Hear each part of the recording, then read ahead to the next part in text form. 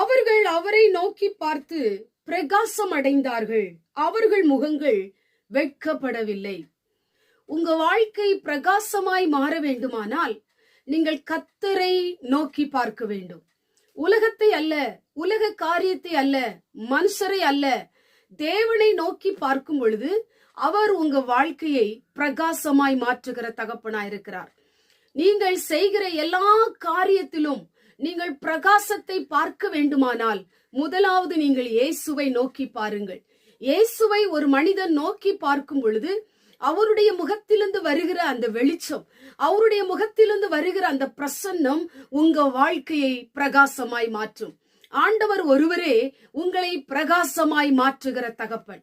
ஒரு மனுஷனுடைய தனிப்பட்ட வாழ்க்கை, ஒரு மனுஷனுடைய குடும்ப வாழ்க்கை, ஒரு மனுஷனுடைய கூடார வாழ்க்கை, ஒரு மனுஷனுடைய பொருளாதார வாழ்க்கை, ஒரு மனுஷனுடைய எதிர்கால வாழ்க்கையை பிரகாசமாய் மாற்றுகிறவர் நீங்களும் நானும் ஆராதிக்கிற இயேசு ஒருவரே.